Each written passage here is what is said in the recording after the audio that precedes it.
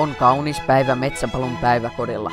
Liisa, 5 vuotta, on juuri saamassa ensimmäistä suudelmaansa Markon kanssa, kun tarhan hoitaja tulee yllättäen kulman takaa ja häätää 31-vuotiaan Markon pois päiväkodin pihalta. Ei vittu, mutta videon nimi on väärä.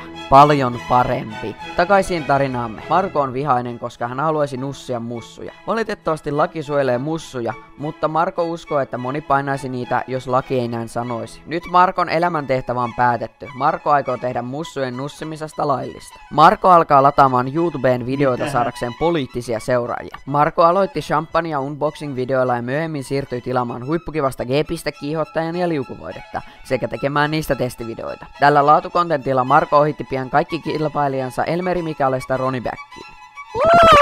2020! Nyt kun Markolla oli ensimmäisenä suomalaisena 10 miljoonaa tilaajaa, Marko päätti aloittaa kansanliikkeen.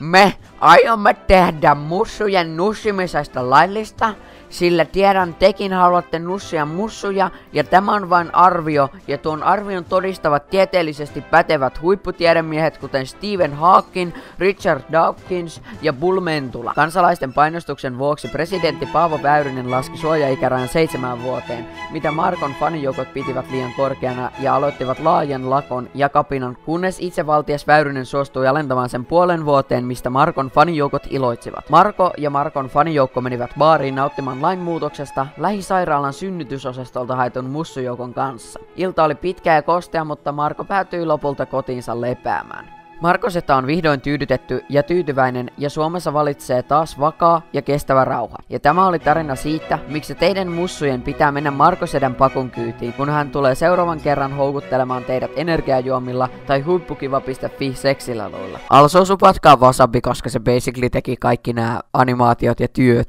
Joo, mä antaisin sille puolet AdSensesta, mutta tästä menee aivan varmasti mainokset, että